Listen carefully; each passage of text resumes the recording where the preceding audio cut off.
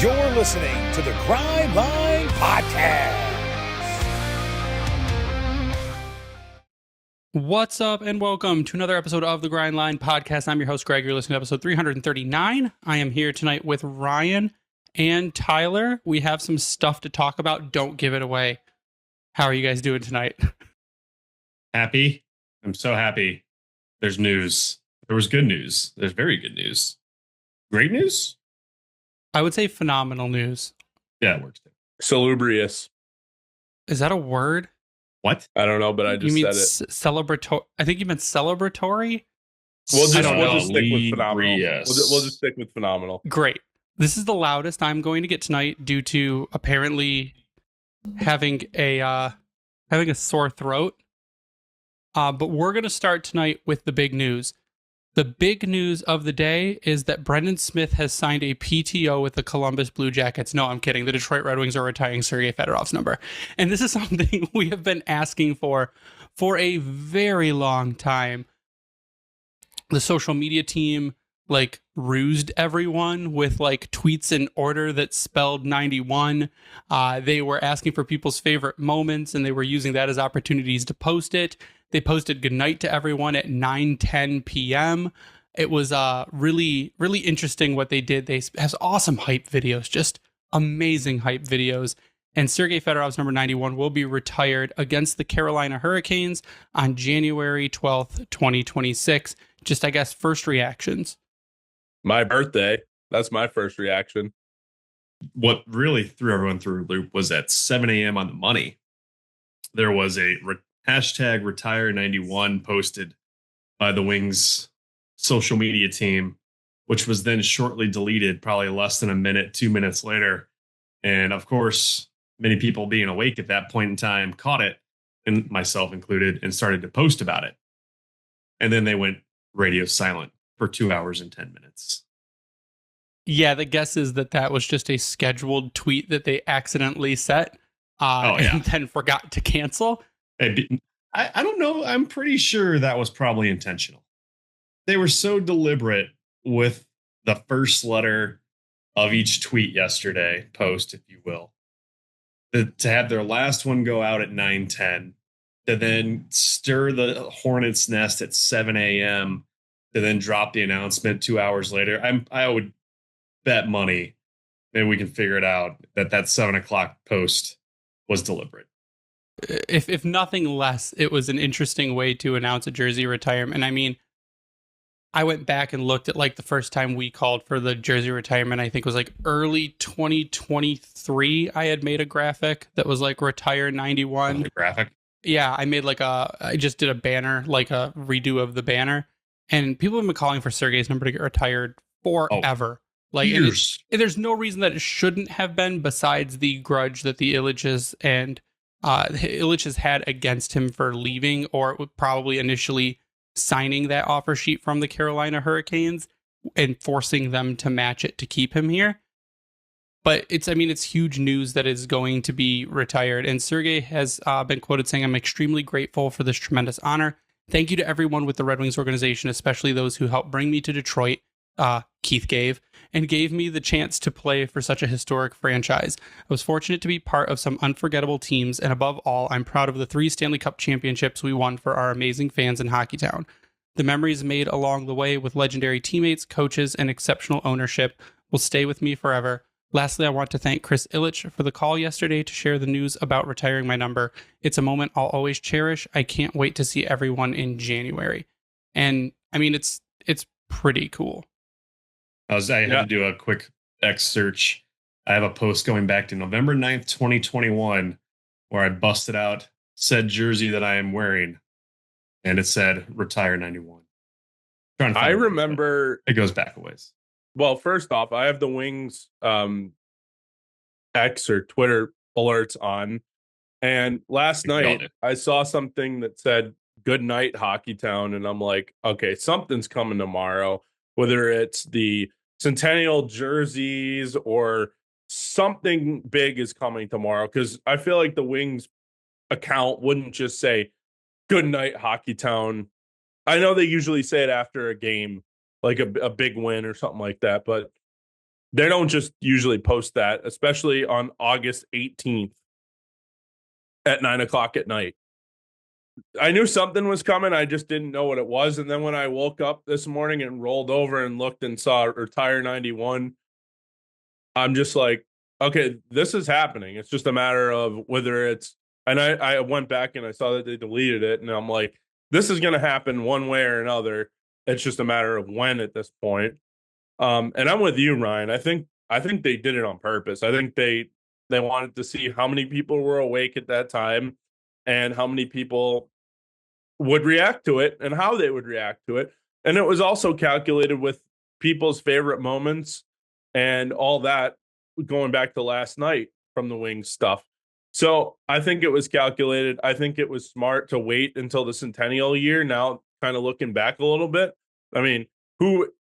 obviously you have your Steve Yzermans, your Brendan Shanahans, your Nick Lidstroms, your Zetterbergs and Datsuk to a lesser extent. But when it comes to those 3 Stanley Cups in 97, 98, and 02, there's nobody bigger other than maybe Steve Yzerman that had a role in those teams than Sergei Fedorov.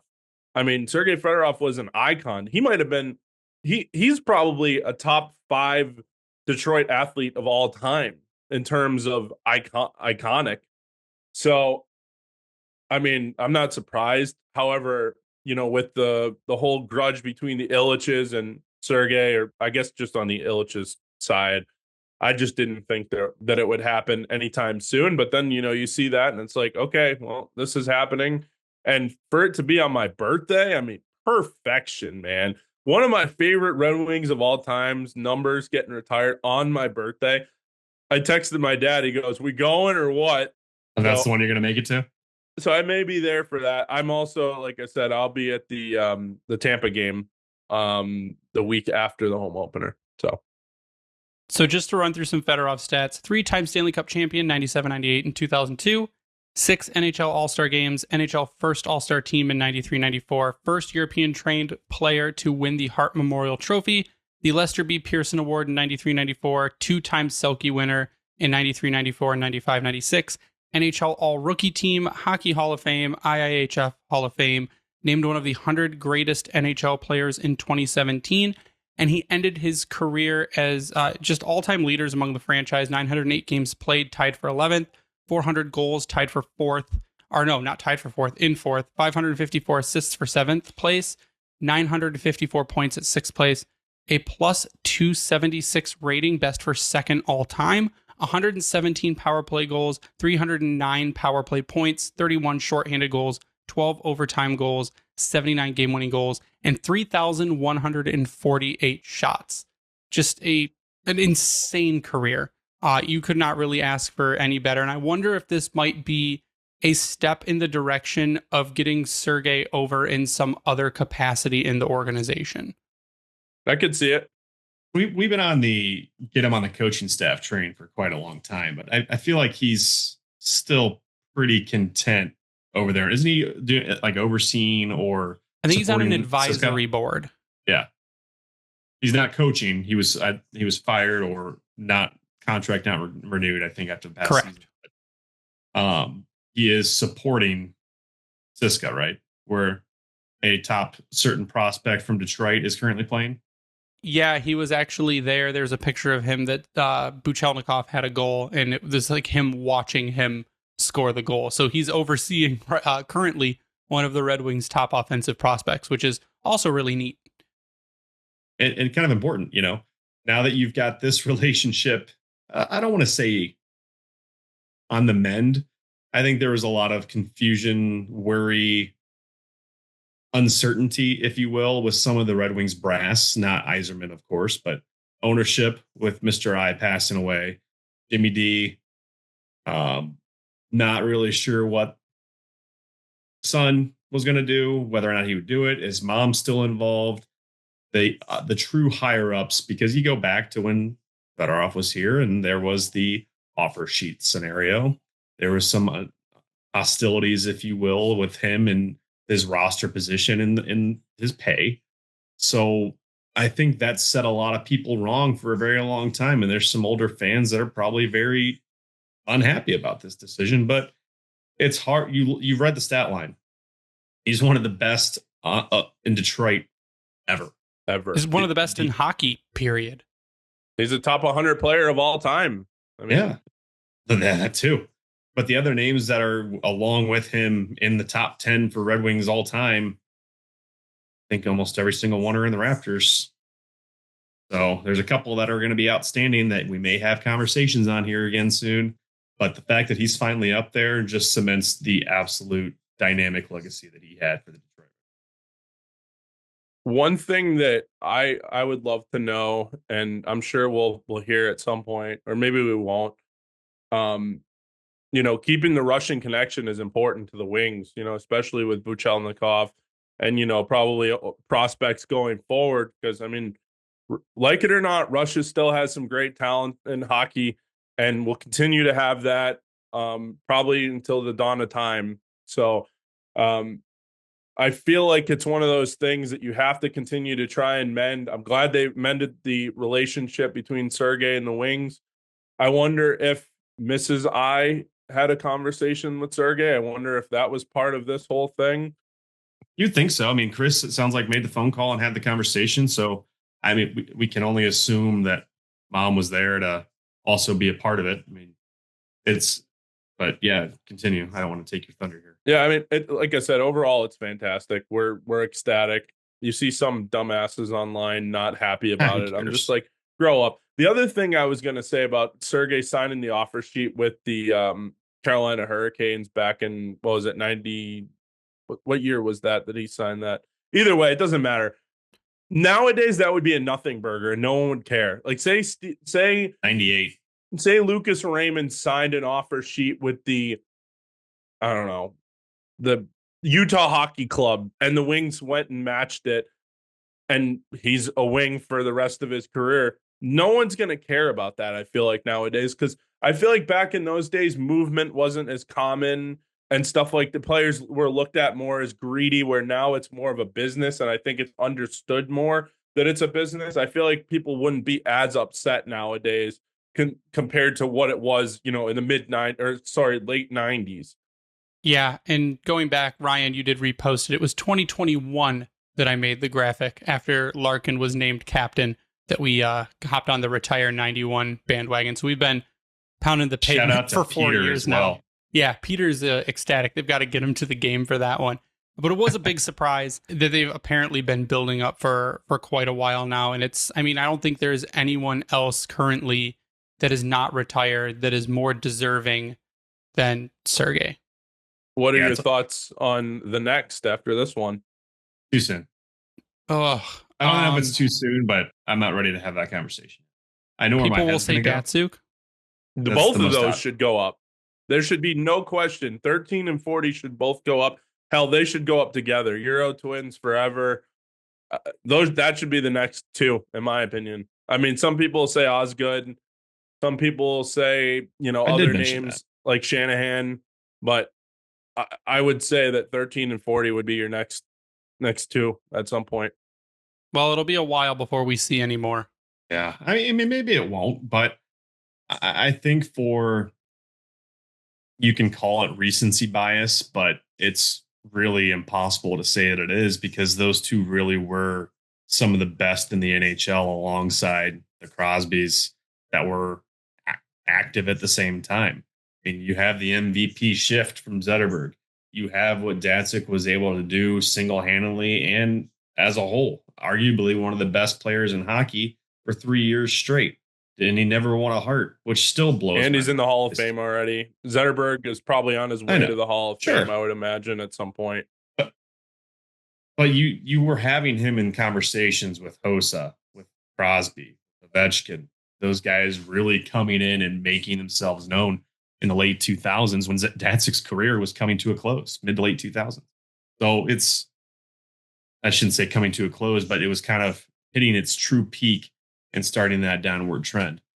But you look at the names outside of those two, I think you're going to be hard pressed to find anyone else. Because, I mean, I'm looking at Hockey Reference in order, all-time top 12 players that they have on here. I don't know who made this, if it's just what they put on, but Gordie Howe, Nick Lidstrom, Yzerman. This is I don't know what this order is, but it's just in here. Terry Sawchuk, Alex Delvecchio, Red Kelly, Datsuk, Sederberg, Fedorov, Ted Lindsay, then Jimmy Howard, and Marcel Pronovost. I don't know where these came from, but those first 10 names, what do most of them have in common?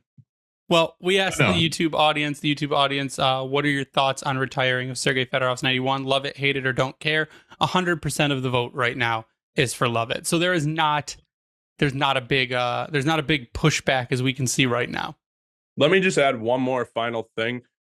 The Wings, in like social media and the video of Fedorov's, car driving through Detroit, driving through old Detroit by Kobo Joe's and Kobo Center and stuff like that, and then pulling up on LCA with the 91, on the little projected board there was good. And then the video that they posted after that of Sergey scoring all the goals and defecting from Russia and hoisting the Stanley Cup and all that. I mean, that was phenomenal. The Wings social media deserves Detroit teams in general, I would argue.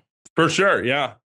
But the Wings, I think, man, they've gotten night and day better over the last couple of years than they were previously. Well, Brian from Locked On said it best, I think. He says the Wings social media team keep to themselves. They don't do a whole lot of interaction or trolling with other fan bases, which means it doesn't get a lot of recognition outside of the fan base for how absolutely incredible the content they produce is.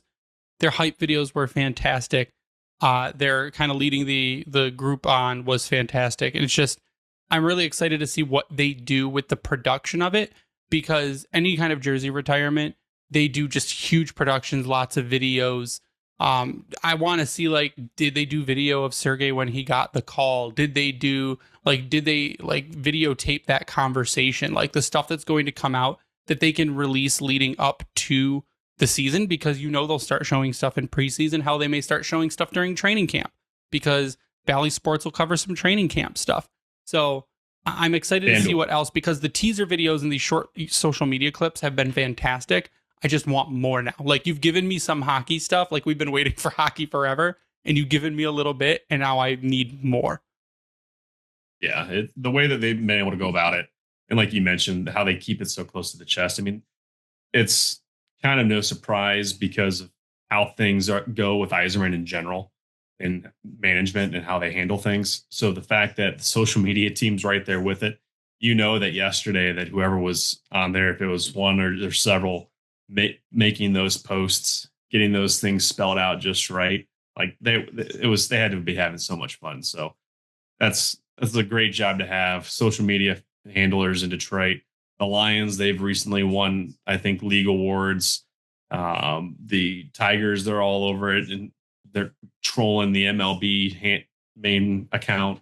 It's just fun to see. But the Wings, like you said, with how they handle it, it's true to a form professionalism, but they also have a lot of fun with it. It's gotten way better. To your point, Ryan, it's gotten way better, though, because I remember at the end of the playoff streak, it went from up here. It was really good at one point, and I don't know if the person that was using it retired or moved on to bigger and better things, but whoever they replaced that person with in 2016, 17, it went very downhill. Like they didn't have any interaction with fans. They didn't really post a whole lot, but I feel like it's gotten way better. And especially over the last 2 or 3 years, it's really probably one of the better ones in the NHL. Yeah. So shout out to Stacy, because I'm pretty sure she is still in charge of it. So awesome job over their social team. We're going to take a quick break. We're going to come back. We're going to talk about the other piece of news that was released today and whether we have found a snub on the list. So give us 1 second. We'll be right back after a word from our sponsors. During our quick break, I just want to tell everyone about something that's totally changed my mornings, Strong Coffee Company. If you're like me, you love your coffee, but you also want it to actually do something for you. This is the upgrade you've been looking for. Strong Coffee isn't your average cup of joe. It's an all-in-one instant blend made for people who care about their health and performance. You're getting 15 grams of grass-fed protein, 5 grams of MCTs for long-lasting energy, and adaptogens like ashwagandha and L-theanine to help you stay calm, focused, and productive without the jitters or crash. The black blend is bold and smooth, made from organic fair trade Arabica beans, And their lattes, they've got collagen, hyaluronic acid, healthy fats, the works.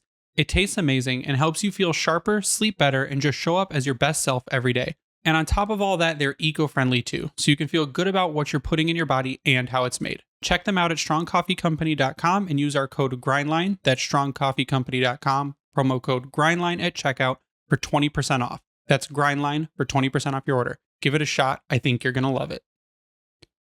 And we're back. And the other thing that was released today was the U.S. Men's Olympic Orientation Camp, which is basically like the qualifier camp so they can see everyone work together and they can pick their team. And the forwards are as follows. You've got Matt Boldy, Jake Gensel, Dylan Larkin, Jason Robertson, Cole Caulfield, Jack Hughes, Austin Matthews, Brian Rust, Logan Cooley, Patrick Kane, JT Miller, Tage Thompson, Kyle Connor, Clayton Keller, Frank Nazar, Brady Tkachuk, Jack Eichel, Matthew Nyes, Brock Nelson, Vincent Trocheck, Connor Garland, Chris Kreider, Shane Pinto, and Alex Tuck. Those are your forwards. Now, my shock there, no shock, Dylan Larkin. Like, we knew he was going to get invited to camp. We know that he will make the team unless he's hurt. I don't think there's any reason not to have Dylan. Dylan Larkin should honestly be 3C on the Olympic hockey team. Yep. Patrick Kane was a surprise. Now, is Patrick Kane going to make the final roster? Maybe not. I think it's probably just it's got to be a courtesy to get him to camp because he's played for the teams before. He's been really good on the teams before. Like, Patrick Kane is an American hockey player. My snub is I think Alex DeBrincat deserves to be on this list. It's hard to argue that, especially, I mean, I can see both ways. I think of anyone that he could have been there over in particular was Brock Nelson. And even Chris Kreider for that matter. Connor Garland. How about Frank Nazar? Yeah. And I got shit from Chicago fans saying Nazar is so much better than Alex DeBrincat. And I'm like, I don't see it. Maybe later, but not yet. Are you fucking serious? He's played less than a season in the NHL. You can't say that Frank Nazar is anything close to what Alex DeBrincat is right now. I mean, no, 70 points last year, another 39 goals again for the Wings, 82 games played. I mean, come on, don't. That's just Chicago bullshit is what that is. That's trolling is what that's called, Greg. No, it's trolling because I think they actually legitimately believe that. Oh, they absolutely legitimately believe it. I don't know. I don't know how you can justify that one. I mean, yeah, you've got some speed and power, but you just pull up their freaking advanced hockey stat cards and it's a no-brainer why you would have a guy like DeBrincat on there. What he can bring offensively, you saw that he can play a full 200-foot game, which you're absolutely going to need in a majority of these contests when it comes to the Olympics and international play. Maybe that's the focus there with Nazar. I don't know. But as a whole, I can see where a lot of the names come from, but the few that we named, that's where you could definitely argue. And who knows? This could change. I doubt it because of how many are on there. How many names are actually on there in the forward? I didn't do math. 1, 2, 3, 4, 1, 2, 3, 4, 5, 40 something, right? 44 names. Unless something happens, you probably won't see any changes. Maybe other than guys falling off. But the Kane one, is it a legacy play? For how well he's been looking, it kind of makes sense. You bring an offensive firepower like that for the Olympics, and you can bring him in for situational play. You're not necessarily. You could play him on the fourth line. You could power play. He's going to be on.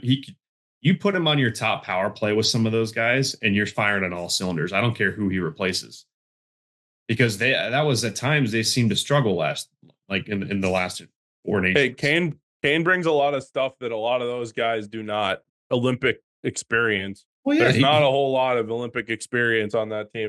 Ryan McDonough's one. I don't think anyone else has. I really do like the defensive group. Kreider may have played for Team USA in 2014, but I'm not sure. I'm not even sure if he did. I think it's just Kane and Ryan McDonough. I don't know. That's a solid group. When Canada's group gets brought out, they're going to be equally impressive. But if you're a USA hockey fan, seeing this as your initial training camp, if you will, before things start getting cut down to the final roster, you got to have some excitement because this might be outside of the team that you mentioned, going back to Vancouver, 2010? Like, this is one of the best teams USA is probably going to ice in a very long time. Yeah. And it's only going to get better with the National Development Program and what USA Hockey has done and the growth that they've done. And now this whole thing between college hockey and the CHL, it's only going to get better. It's only going to get better. I'm telling you Just right being now. Healthy. Like, you know, what's going to be interesting in particular is Chuck's. Is Matthew going to be healthy? Hopefully. You think it sounds like, because I don't even think he was on this list, was he? I'm guessing. I mean, who knows? Maybe your point, your thought, Greg, that things could change with this. But Matthew was listed on the first 6 names, so he's there. So it's interesting that he wouldn't be on here, unless I'm blind. Wait, what were the Matthew 6 names? The first 6 were Eichel. He's on there. Quinn Hughes, Austin Matthews, Charlie McAvoy, Brady Tkachuk, Matthew Tkachuk. So I wonder if it's just probably because he's hurt. And so the reason, and it's in the second follow-on post, unable to attend orientation camp is Matthew Tkachuk because of the injury. So there you go. Yeah, and this is the orientation camp roster. So you are right, Tyler. The only 2 players from this list to have been on Team USA in 2014 were Patrick Kane and Ryan McDonough. Those are the only 2. On defense, you've got Brock Faber, Adam Fox, Noah Hannafin, Luke Hughes, Quinn Hughes, Seth Jones, Jackson Lacombe, Charlie McAvoy, Ryan McDonough, Brett Pesci, Neil Pionk, Jake Sanderson, Brady Shea, Jacob Slavin, Alex Vlasic, and Zach Werenski. And this is where the Hab fans lost their shit, that Lane Hutson was not invited. And I'll tell you all why. Lane Hutson doesn't play defense. It's almost who's going to be like for the top 8 out of that group. Well, it's almost like when you're having like a best on best tournament, you need your best defensemen, people that play defense and keep the puck out of the net. And he's not that. Jacob Slavin. So I understand that they love their shiny new toy. And they told me today he has a much higher ceiling than Mo Seider, and he's just going to be so much better than Seider. And I'm like, he doesn't play defense. They're like, every player should be offense first. And I'm like, what? Then you would never stop pucks from going into your net. So I'm not shocked that Lane Hutson is not on this list because they focused on actual defense. You look at how it came down in the Four Nations. When the top defenders weren't necessarily available for the U.S., they struggled. They held their own, but they struggled. This is a solid freaking group. I'll be amazed if Adam Fox makes it this time around. Yeah, he wasn't good in the Four Nations at all. He hasn't really been that good in general. So if he makes it through, I'll be amazed. But most of those names, you can't have a Quinn Hughes and a Lane Hutson. I'm sorry. Maybe when Hughes is finally getting old and decrepit, then Hudson can step in. Or if he somehow becomes a bit more of an all-around player, which I'm not discrediting anything about Hudson. The dude is an absolute stud and will continue to be. Is he ready for this level of NHL or of hockey competition? No, I don't think so. And that's not a bad thing. You know what I did like? You see names like Jason Robertson. You see names like Zach Werenski. You see Sanderson. You see some really good names that weren't on the Four Nation. Seth Jones, I know a lot of people were down on him, and then he goes to Florida, and he had a really good Stanley Cup playoff. Resurgence. Good resurgence for sure, yeah. Hopefully you get a healthy Charlie McAvoy because, he was hurt in the Four Nations, as was Matthew Tkachuk. Or was it Brady that was hurt in the Four Nations? It was Matthew. Matthew. Yeah. I don't know that you'll see a guy like Chris Kreider, a guy like Brock Werenski wasn't in the Four Nations? No, I didn't say that. I said, what did I say?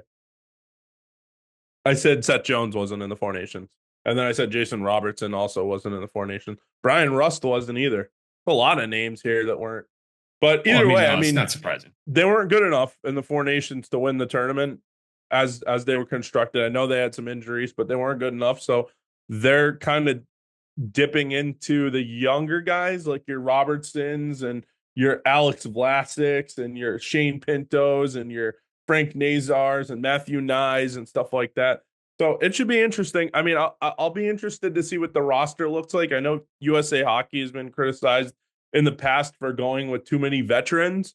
See that 2016 World Cup of Hockey. That team was littered with Justin Abdelkader and guys like that had no business representing the United States Gonna give me of America. nightmares, Tyler. But it'll be interesting to see what the mix is when it comes to the 2026 Olympic roster. I'm looking forward to it. I've been looking forward to it since 2014, since they took that away.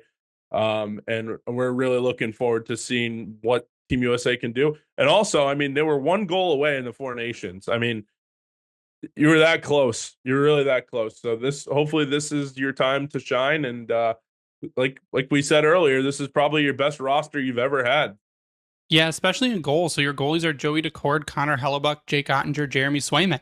They've got one of the strongest goalie groups out of any of the countries that are going to be at the Olympics. So it's interesting to see who will be cut, who they will actually keep for the final roster. But like I said, I don't think there's any chance Dylan Larkin gets cut unless he's injured. So you'll at least have one Red Wings representative on Team USA. You'll probably have a couple on you'll have at least one on Team Sweden with Lucas Raymond, and then we'll see where everyone else lands.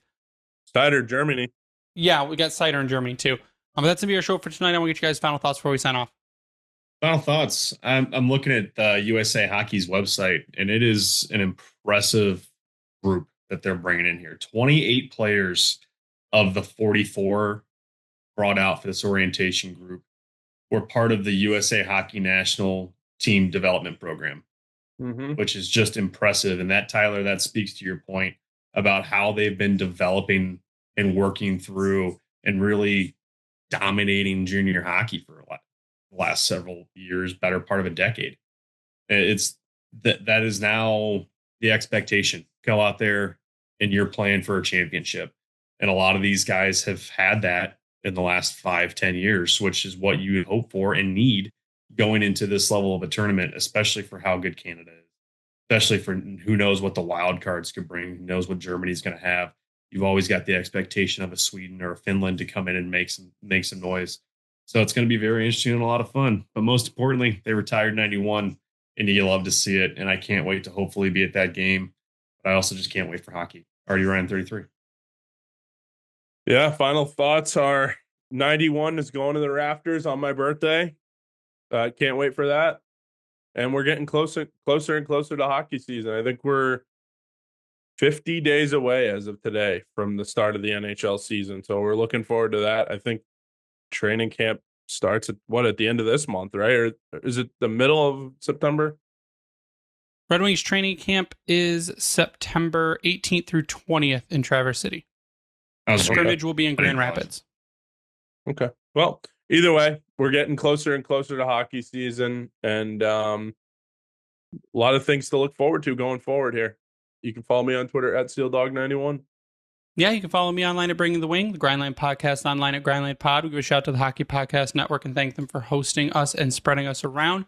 Vintage Detroit Collection, which is the only place you should get your Detroit jerseys from and worked on, where we have an exclusive t-shirt deal. You can go there, click the Keep It Local tab, click the Grindline Podcast. You'll find all our designs there to prep for hockey season. Might have to get a Fedorov design going on. So we'll see if I can make something up for that. But you can also sub to us on YouTube. Go to youtube.com, search Grindline Podcast, turn on the notifications. You'll be notified whenever an episode goes live. So do it for us tonight. So for Ryan and Tyler, I am Greg. You stay classy, Hockey Town.